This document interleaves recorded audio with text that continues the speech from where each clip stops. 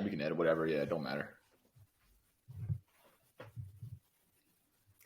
What is up, everybody? This is the Model Mindset. Today, we are lucky enough to have the very talented singer, songwriter, and musician. And I was actually lucky enough to actually graduate high school with him. We have Jordan Meyer. Well, Jordan, I dropped out. welcome to Model Mindset. Oh, you did? What's up, brother? How are you? I dropped out hard. Twice, actually. Wow. My mom made me go back. She bought me a car. She says, if I buy you a car, can I get you to sign back into high school? It's like, yeah, sure. That'll 2 do weeks it. later, I'm like, I'm hours away from home. I have a car now. I'm exploring the world. So I dropped out amazing. even harder after I got the gift. Right. Yeah. What year was that? Was that junior year? I dropped out in junior year and then again in senior year. Oh, shit. I just didn't want to be there.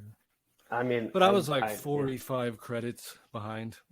Ooh. I wasn't there very often. Yeah. So that climb was pretty uphill at that point. And I just wanted to be at home, making music, hanging out. yeah. And you know what? It's funny because as we were catching up before we started recording, I remembered in middle school, in high school, that you performed during the talent show. And I remember being moved by it because no one knew in JFK middle school that you were that talented or even that you had the ability to sing. And then in high school, it was the same thing. You gave us like such a unique feeling that, quite frankly, I don't think only if someone goes to a cool concert, you kind of get that feeling. And we got that feeling from you at such a young age. So that's crazy, man. That's crazy. So where did that come from? Where did your I appreciate your music? that, Yeah, where did that come from? It started when I was like 5. Started singing and playing piano at age 5. And my mom noticed very, very soon there was just a natural ear. Like my grandfather would be playing his organ and I would sit next to him and play by ear what he had on his sheet music when I was like 5 or 6 years old. So Wow. my mom was like, all right, that's pretty cool. Yeah. So she signed me up in a local theater group and I got into musical theater and I was taught how to sing. Okay. The right way, you know? Right. So yeah, I mean, were you singing before that though? Like you said, when you're next to your grandfather and stuff, were you still just like belting away singing too before you actually learned how to do it? I was singing in my room. Yeah. I liked like Boys to Men and R&B type stuff a lot. Yeah. TLC, stuff that was on the radio that we grew up with. Some Keith Sweat maybe. A little bit of that. Yeah, right. And then I got like a trumpet, started the drums. So I was playing a few instruments before, like in elementary. You know? Yeah. Wow. So was your grandfather like? Quickly. Was your grandfather, no pun intended, instrumental, like with your introduction to the instruments as well, or? No, like, who he was actually helping with horrible. that? Oh, no shit. My grandfather, he was just a veteran, a crazy Navy SEAL veteran who saw combat and was just looking for something to do in his older years, you know? Yeah. What instrument did you like? Go ahead, man. Sorry. No one in your family what? Start with? No one in my family is musically inclined at all. Oh, okay. I got you. There's not a lick of music in any other branch of the family tree. Okay. So I was just a weird one out. That's cool though. What instrument did you start with? Yeah. What was your first instrument that you really like? I mean, I know you said piano and all that, but like, was there one that you kind of attached to at a certain point once you established your musical talent? I would say the drums were the first thing I got obsessed with. I didn't get like obsessed with singing until probably like 12, 13 years old. Okay. Before that, I would drum all day, every day, till my hands were literally bleeding, and then I would wrap them up with tape and go as Wow. long as I could till the pain was unbearable and the tape was bleeding, and it was just and then I'd play the keyboard because my hands, I could use the tip of my fingers, you know. Mhm. So the dedication was beyond what most kids probably were. My friends would come over to hang out, and they would sit there. I'd be drumming, and then like they would just awkwardly stand up and walk home because I wasn't stopping. Man. So it was almost like, dude, I mean, just was like it was really it love obsessed. though? Yeah, like was it love though too? Like obsession but love? Like you just absolutely loved it? It was the only thing that made me feel comfortable inside my skin. Oh. Because my issues that I have that I'm sure we'll talk about stem back to my earliest memories. I've always had stuff going on in my brain that made me uncomfortable, you know. Yeah. And the music just kind of quieted everything for me, you know. That makes Right. a lot of sense. Yeah, that makes a lot of sense.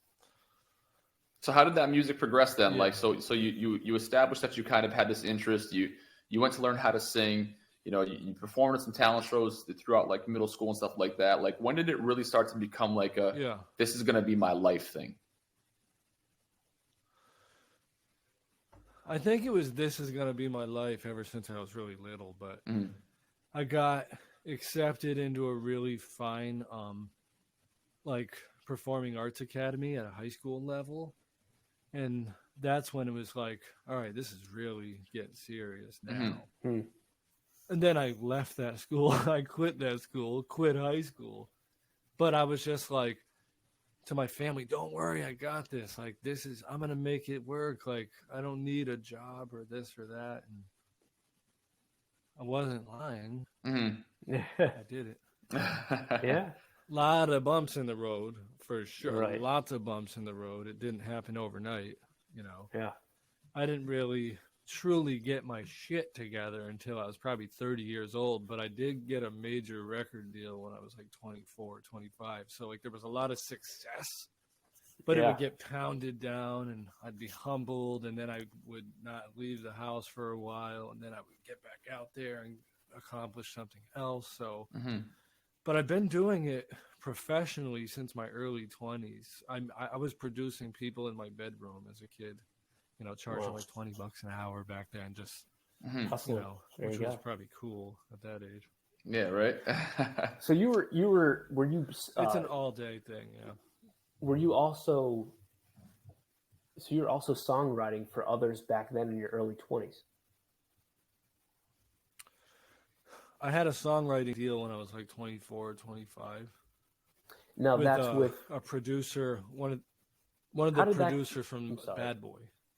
and He did how like that- Hypnotize for Biggie, a lot of big songs. Really? Okay. And how did He heard about me. Shit, He I'm hit me sorry. up. Like, I got on a train. I went to New York. No, you're good. I know how podcasts go. Like, no, dude. Like, I just- think there's like a lag, so I don't mean it. It seems like I keep interrupting you, and it's not my intent at all. Oh no, you're good. Ask whatever questions you want. No, I was just gonna say. So how did that happen with Mobb Deep? Like, how did it all of a sudden that opportunity like present itself? One of my best friends, Big Stat, Gary Monteleone. He's another artist from the area. He sent Super Havoc, talented. one of the members of Mobb Deep, one of my songs. And then they invited me to Queens the next day. So it was an email, and then 17 hours later, I was on my way to Queens. And I got offered a deal on the spot. I played my guitar for the label executives and sang, and they pulled me aside and said, "You want to sign?" So it happened quickly. Wow. And I mean, dude, that must have been amazing. And you're like, yeah, of course I do. So what did that contract look like? Did they it took have months. you? It took months. Okay. So can you kind of like go into that? Like, how did that work? You got to get a lawyer. Okay. You get an entertainment lawyer, and then it took like 3 months to get it all looking. It was back and forth for a while.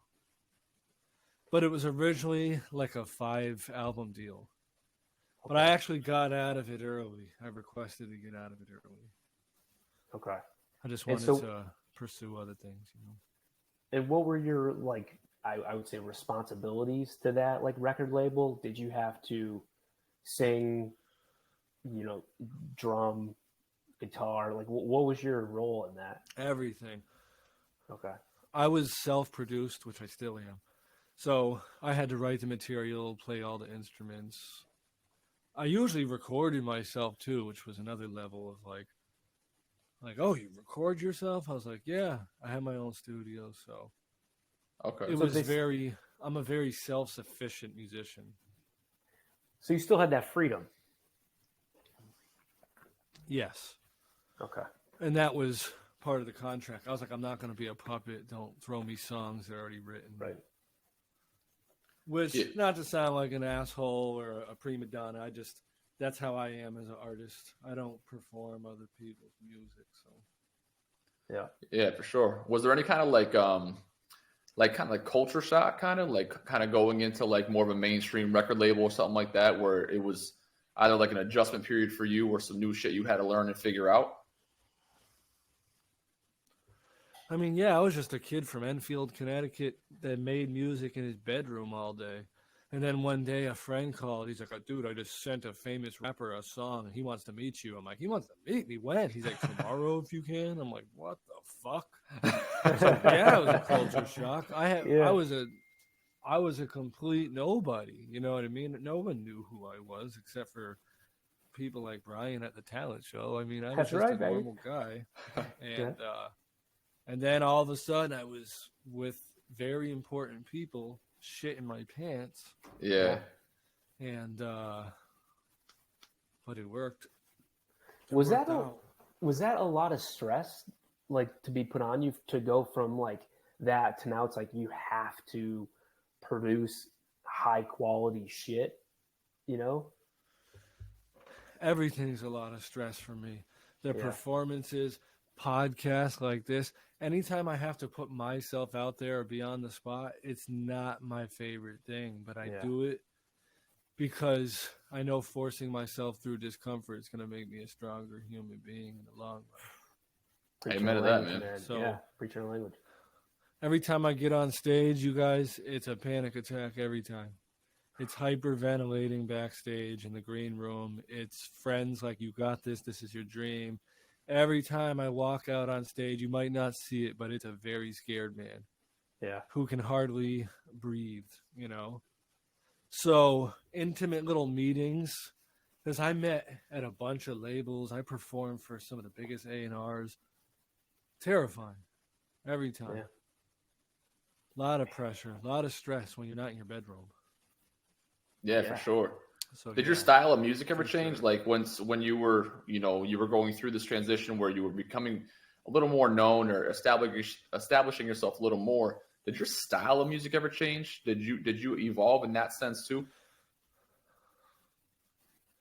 Yeah, big time. I went from like pop punk music to like urban music.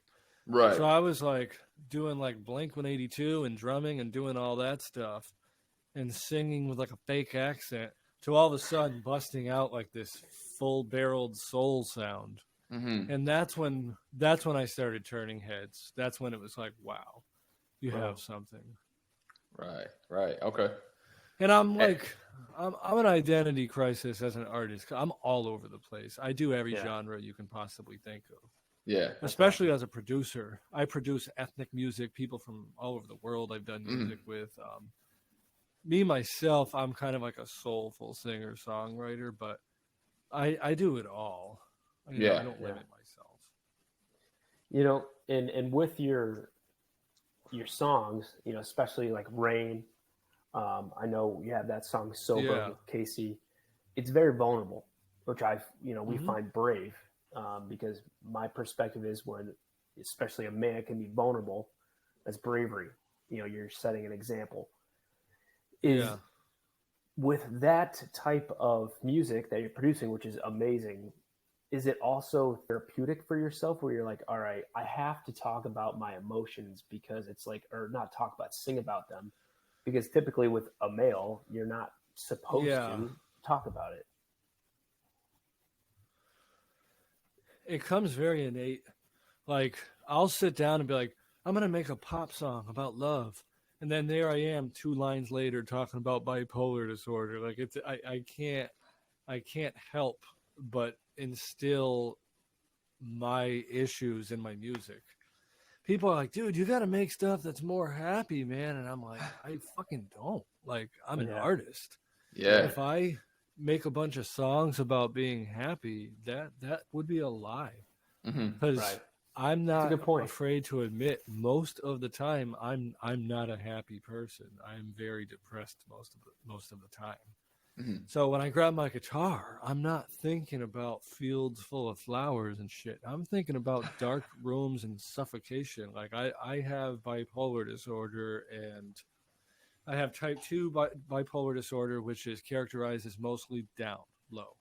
So that's where my art comes from. It comes from those low places. Yeah. And if that's not for some people and they're looking for happy stuff, well, change the artist on your Spotify playlist, because I am always going to make music that's true to what I'm feeling.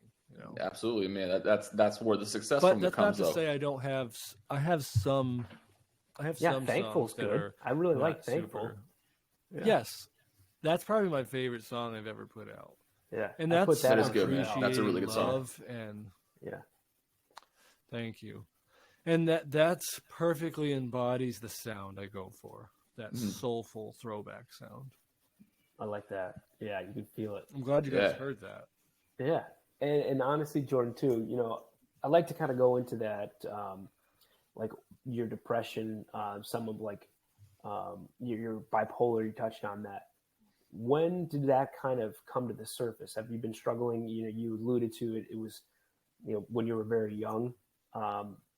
So can you kind of take us a peek there? Yeah. And then you also alluded to the fact too that, you know, through your musical journey, it's kind of been where you've also dealt with addiction too. Can you kind of just take us on the journey between the mental health, but also like the sobriety? Yeah. I always knew something was kind of off ever since I was little. I remember being depressed as early as 5, 6, 7 years old. Wow. I didn't get a diagnosis until I was about 22. But in high school, I was very manic and crazy and wild and off the walls. And then into my 20s, the craziness kept going. And then as I got older, I mellowed out a lot more. I would say got more depressed. And the addiction started around like 19, 20. I didn't party in high school. Like I had a girlfriend at the time who came from a religious family, and I was just trying to like be under the radar. I didn't really party much. But then I like 18, I started drinking. And it was like out of control almost immediately. I went from my first time getting drunk to trying heroin 3 months later. It was like, wow. It went fast. It was very rapid. And then probably by like 22, I was in my first rehab stay. Alcohol was the only way I knew how to make the depression feel like it wasn't there. I was just going to ask that. Yeah. By age 22, my depression was becoming so intense that I didn't want to live. Alcohol was the only thing that made it feel. It made me worse and better at the same time. I don't know how to explain it, but I ended up in my first inpatient rehab at like 22, and I was like the youngest kid there. I mean, I had the shakes, and like I couldn't function without alcohol. My skin was like an ugly color. I was sick, man. I was really sick, and it all happened. It happened really quickly. When I was 20 years old, my best friend in the world was killed in Iraq. And I'm not going to blame it on his death, but that's certainly when I started drinking a lot. Mm-hmm. And I don't know if you guys remember Phil Johnson. He went to Enfield High School. Yeah. And we grew up on the same street. I still live on that street in my own house next door to my mom. But that's when my drinking took a turn for the worse. And I certainly experimented with a lot of drugs too, but alcohol was the one that really got me.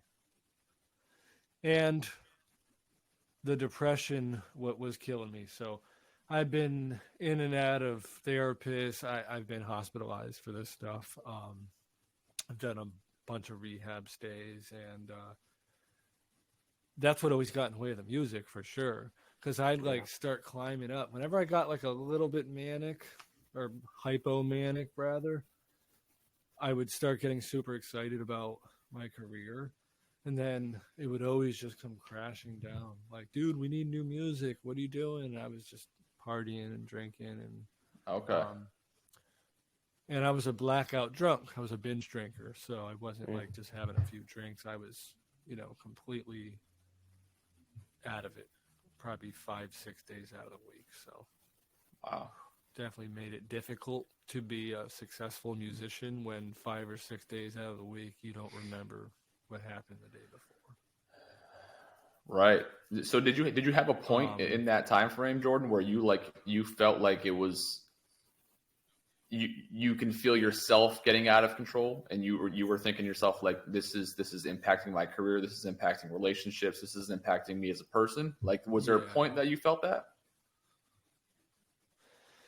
Yeah, when I was 22 years old, I was found unconscious in the middle of the road in Springfield, Massachusetts. Apparently, I was bar hopping alone. And then I got found by someone. They pulled over. I was laying in the middle of the road covered in vomit, alcohol poisoning, and ended up in the hospital the next day, and then went from the hospital right to my first detox facility, and then from my first detox facility to my first rehab. So that's when my family and I were like, dude, you almost died last night. Like, what's gonna change? Yeah. Right. Like, you have all this talent and you're pissing it away. And I just knew that I knew that I was severely fucked up, and I didn't quite have a game plan. So it was kind of I was kind of forced into the rehab and this and that. I wasn't really ready for it. I just went because I felt like I had to. Yeah. And then that's when they told me they thought I was bipolar. I didn't buy it. So I went and had like 3 or 4 more opinions, and they're all like, "You're bipolar as fuck, sir." And then I'd go to the next person. They'd sit there with, they'd have their clipboard, and I'm like, "So, not bipolar, right? Maybe just a little drunk and a little depressed." He's like, "You're type 2, bud." And I'm like, "Oh shit." And then they put me on all sorts of medication, and I've been on over 40 medications for mental health. Wow. And none of them have worked. I just have this weird brain that doesn't work with chemicals. So I'm usually left in a place of suffering as a result. So I have to work really hard to feel somewhat normal. Yeah. And what is which is rough. like, so what is bipolar like? Like, what is bipolar 2 like? If you kind of just like give us a glimpse, like, is it just sadness constantly? Yeah. I mean, you could look at a beautiful baby in the park 2 days after hitting the lottery. You could have a gorgeous, beautiful girlfriend. You could have, a beautiful home, and none of it's in full color. It's all black and white. So no matter what the circumstances are in your life, I wake up a lot of days, and getting out of bed is tremendously difficult. I have to force myself. I'm a parent, Yeah. So I have to force myself to get out of bed, and it's tremendously difficult sometimes. Going to the store, going places, doing regular things that people do every day, all of it's very hard for me. Because I also have crippling anxiety. So, like, I'll be at the store sometimes, and someone will come to say hi to me, and I basically just ghost them mid-conversation. Like, I have super bad anxiety. "Jordan, how you been?" I'm like, "Good, but I gotta go." Like, I gotta walk away because I'm not ready. Yeah. So I leave. confusion behind me. Like either he has an ego and he's an asshole, or he's just like a little anxious. So, bipolar type 2 is a lot of anxiety, a lot of lows. Sometimes you have hypomania, which is basically like, it's like a hint of mania, but full blown mania is like you don't even know what's going on. You're like, I'm gonna be the CEO of Google within a year.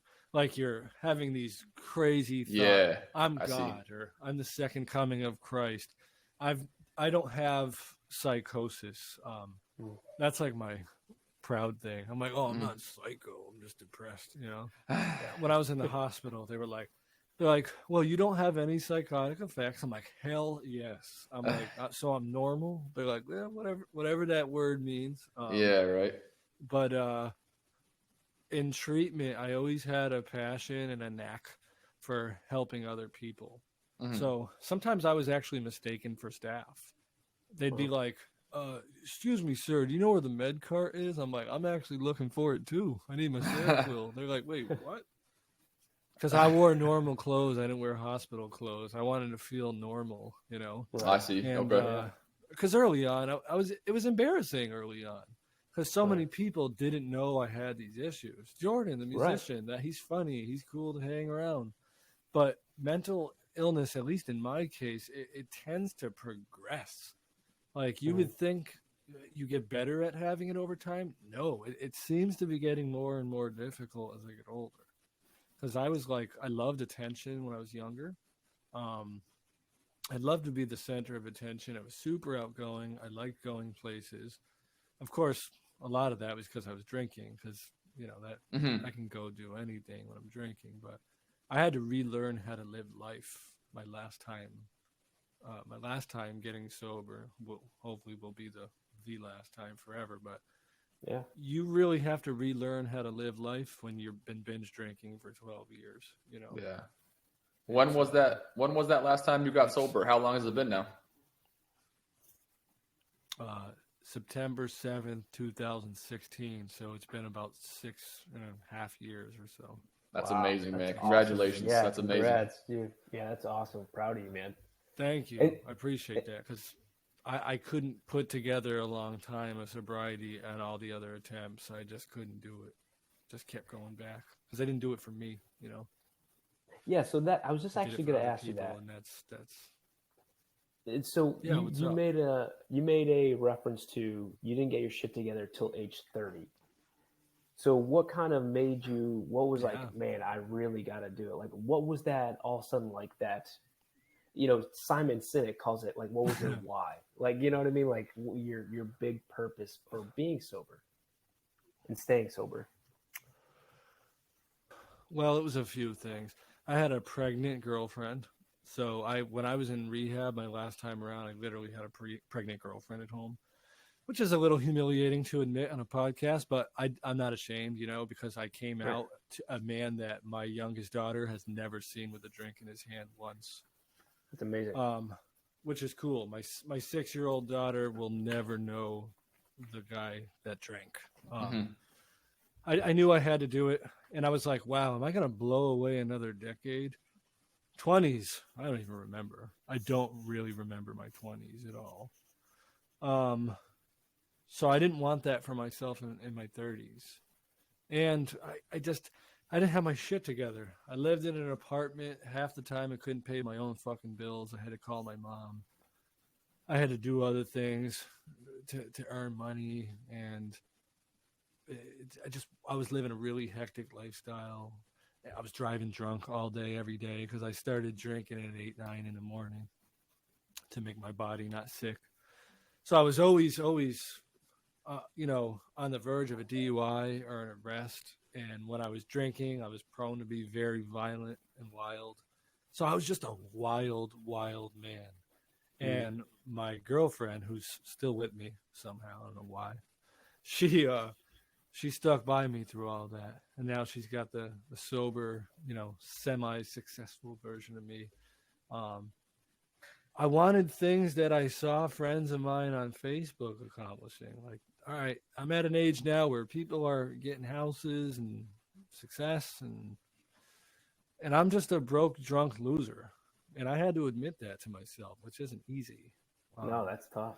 So I was like, all right, I'm just in time for 30. And I got sober at age 30. And then I remember some of the counselors in one of the facilities that I was in telling me that you will have everything you've ever dreamed of if you can just stay away from the bottle this time around, bud. And he was right. A year and a half after I left rehab, I bought my first house. I have a beautiful recording studio, professional recording studio. I don't just have a little cheap setup in my house anymore. I have the equipment I've always dreamed of. I've got to travel the country performing at huge festivals.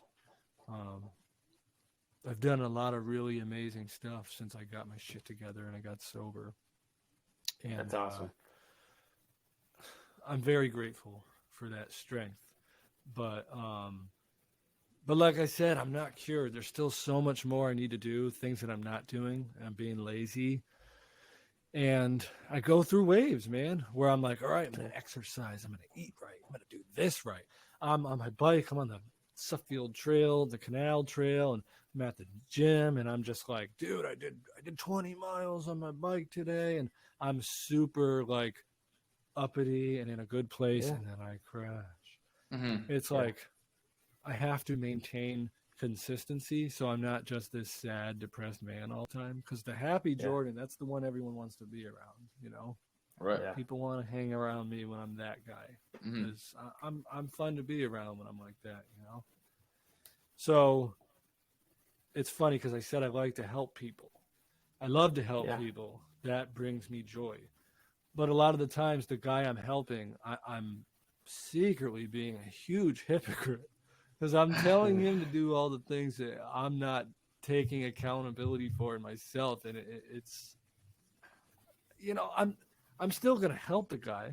I might not come out and say, hey, that whole list of things I told you to do, I haven't done those in 11 months, but it's a calling for me. And you know, as you know, I got kind of sucked into the recovery world basically out of nowhere off the strength of a piece of music, the Sober song you mentioned before. Yeah. But that was a blessing, man. I got to travel all over the country and do some really special things and change a lot of lives. Yeah, I mean, that was gonna. Oops, sorry, John. No, I was gonna say that song alone, man. If I saw it correctly, this was back maybe late fall. That had over 1 million streams. Did I see that right on Spotify? That song "Sober." It has over 1 million streams on Spotify, but collectively with the other streaming services, right? like Yeah, music. It's actually over 3 million now. That's fucking incredible, man. Yeah, it is pretty cool. I never thought it was going to go out that far. But we made a lot of relationships with people and got to do a lot of traveling, performing at a lot of festivals and stuff. And, you know, I went from being in bed all day and depressed to my first performance in years and my first performance ever sober. I always got bombed to get on stage. So now I went from completely like catatonic. My brother came to my house one day because I had this show in Atlantic City at Bally's Casino. It was a sold out room, which was, I believe, 10,000 people. But it felt more like 1 million people just because the room was a decently big room. But when you got 10,000 people in one indoor room, the energy is unbelievable. So, of course, I'm shitting my pants. You know what I mean? To get on stage sober. I'm like, I can't even have one drink, 2 drinks, maybe? No, you're... But my brother was holding me accountable, and I was like, dude, I really don't know. He came with me to support me. He's like, you're going to get on that fucking stage, and you're going to do what you fucking do. He goes, go do some push-ups. Like, pump yourself up, because you're doing this shit.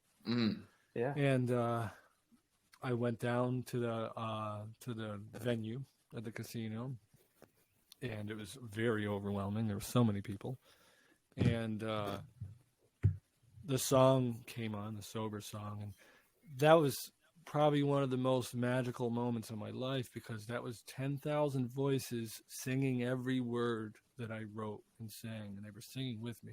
And you could feel those voices in my chest. I could feel it, and I could feel the magic of that moment. That, wow, dude, like, you didn't just get sober, but you created something really special that other people can, try to attain and try to make their own story too.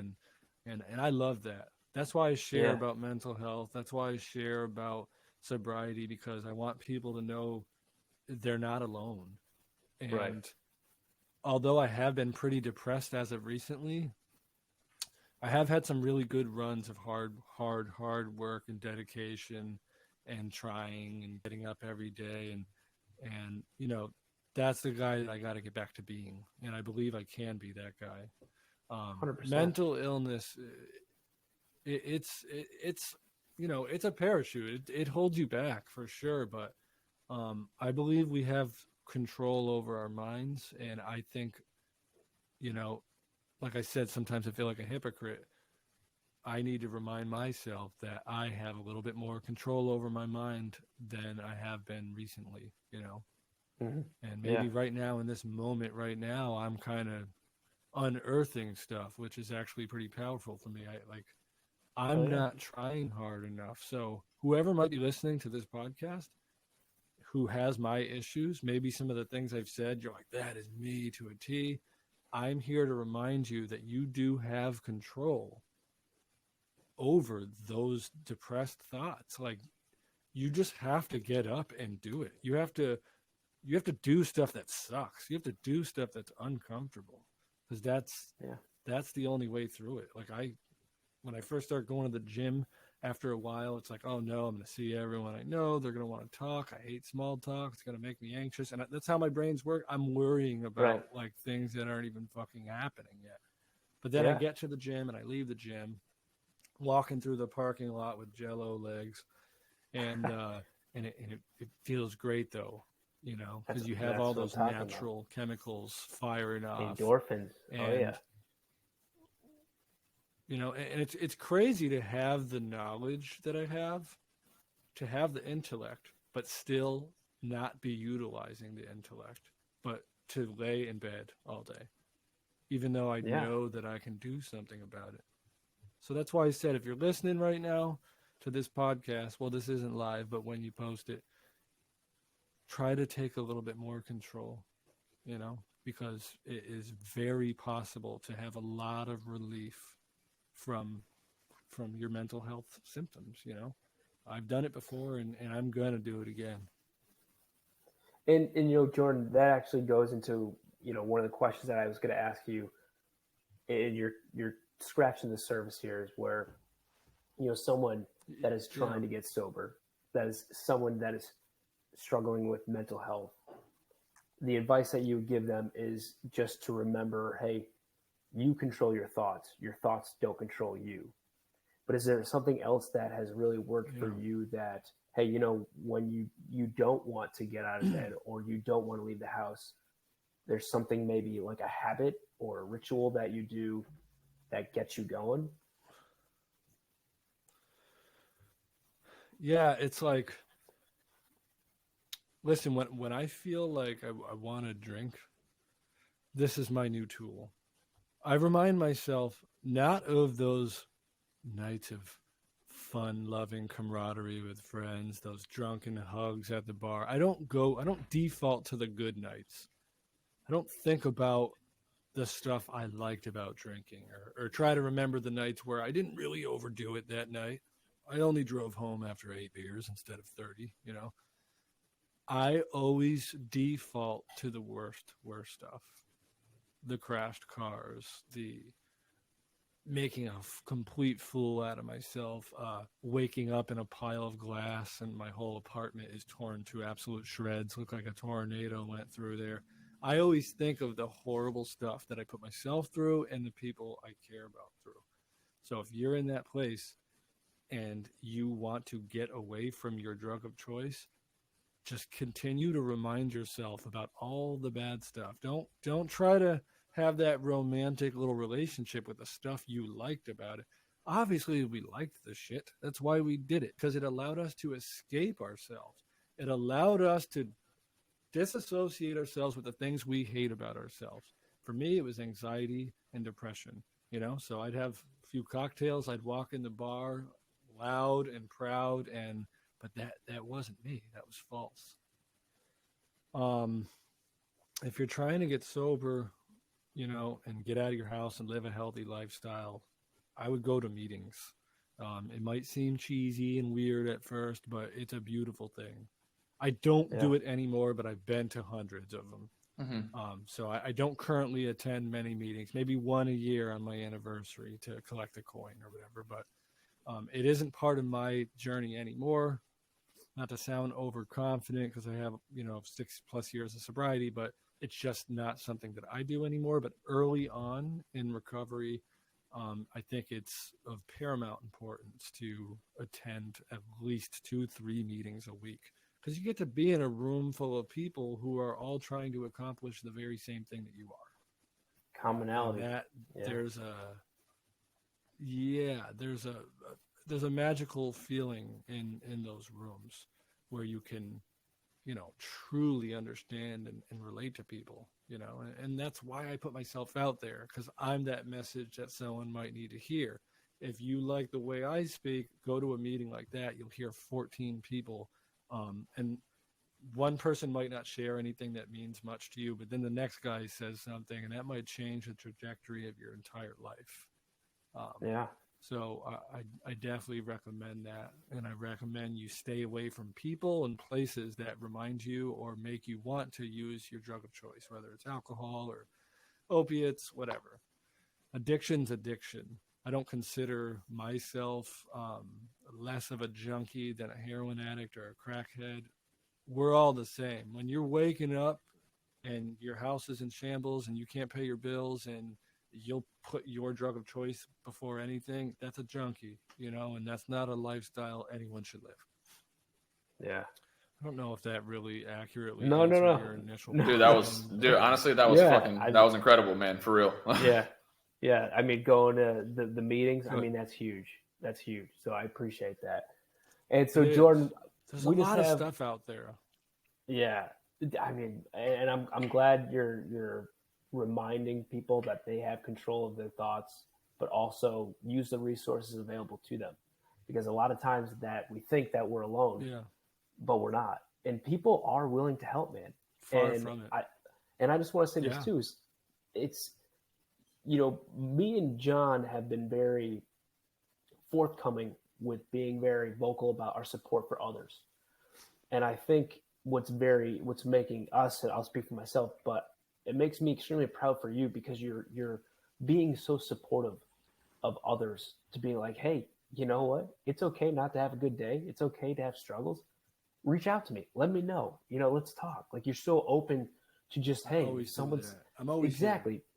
And that's the thing, is people have to realize that there are people out there that genuinely care about others. So the last two questions absolutely. I have, I call this my Spitfire. Okay, so I'm gonna spit real quick questions at you, and just real brief. So the first one: what has been your proudest moment musically?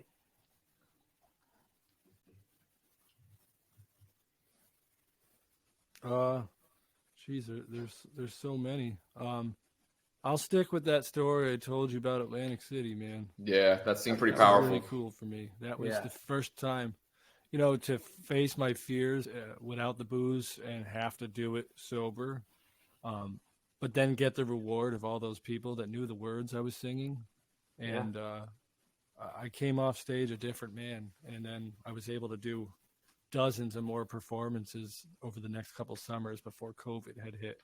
And that gave me the juice I needed to continue to mix my passion for music and my passion for spreading a positive message. So that's awesome. I could say, the record deal, the this, the that, but that stuff was cool too. Don't get me wrong, but it's missing a little of the magic of that, just connecting with human beings. And it seems like too that there is an element to where it's almost like you discovered your purpose in that moment where you're like, holy shit, Yeah. this is what it's all about. Yeah.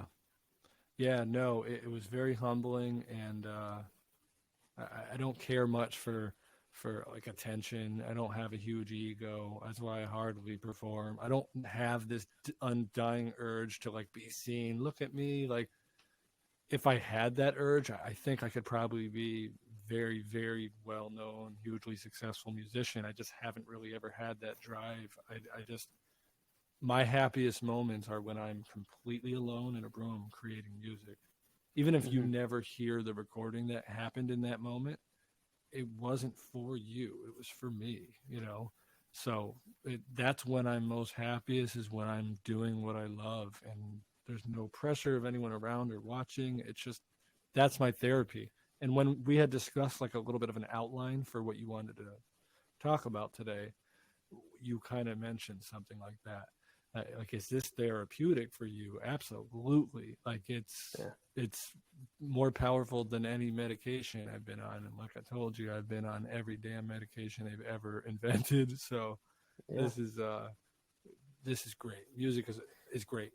Everyone should have music in their life. Everyone should buy a guitar or play the piano. Everyone should do something with music, even if you suck, because it's amazing. But you know what, you're saying something too, man, that I just thought of as well. As, you know, songwriting, playing music is therapy to you. What I had found that helped me with my emotions and my thoughts was journaling. You know, so that could also be something that if someone is struggling with, you know, sobriety, depression, anxiety, start writing down your thoughts, start writing down your emotions. You know, not always, you know, not just the bad days, but also write down those good days too, so you can reflect on that. Yeah, I mean, that's an art form. It's creativity. It is letting creative juices exit your brain. So you don't have to be a singer or a guitar player to, you know, access that. So absolutely right. I like to write too, even not like non-musically. Like, I just like to write. Even if I write a Facebook post, it's like I can't help but like pour 43 paragraphs of poetry down, because like you, I also do just like to write. I like words. Yeah, that's awesome, man. Yeah, that is. And so, what was your proudest moment personally? Personally, okay. Yep. Yeah, I would say I remember when I got my first 1 year medallion for not drinking. My sister handed me my coin. It's tradition to have someone close to you hand you the coin. And she had some really sweet words to say, and it was very emotional. And that was, you know, my whole family was there for me, and they were emotional too. And actually, even everyone in the whole room was emotional. It wasn't even just my family. It was just such a powerful moment. I don't think there was a dry eye in there.